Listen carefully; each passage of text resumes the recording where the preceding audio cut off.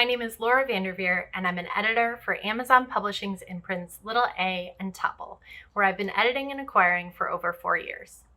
Before that, I worked for the Random House imprint Spiegel and Grau, working on fiction and nonfiction with a specialization in humor. On our list, I primarily acquire narrative nonfiction. Anything from memoir to history, really anything that has a driving story and a unique perspective gets me excited, especially if the writer approaches that story with a measure of wit and candor. I also have a select list of literary fiction, and I'm always looking for writers with precise voices who craft haunting narratives.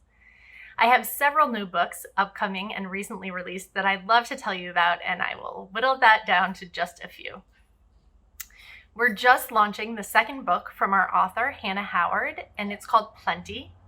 It's a memoir about Hannah's personal journey to becoming a mother and an exploration of what it's like to be a woman working in the food industry. This is told both through Hannah's own experiences as a food writer and also through her international group of friends and mentors who are each carving out their own place in a male-dominated industry. It's such a beautifully and emotionally charged story that's punctuated with lush descriptions of food and travel and community. We're also publishing a debut memoir by up-and-coming comedian Sophie Santos.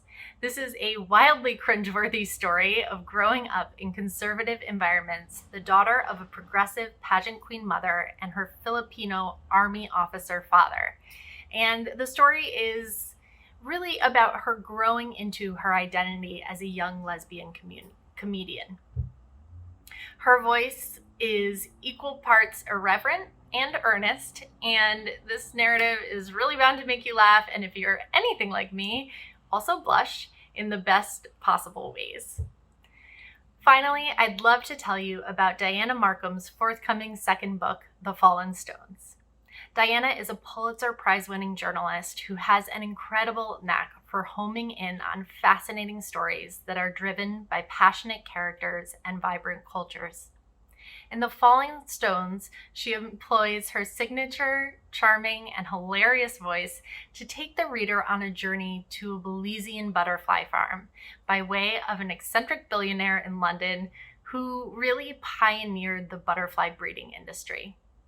Diana moves to a foothill in Belize and lives on the butterfly farm for several months, where she learns about the industry, but also about the culture and the people who breed these electric butterflies and really bring that beauty to the rest of the world.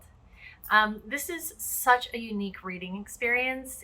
It fuses memoir and reporting in this way that only Diana can, and I really encourage you to dip in if you have the chance.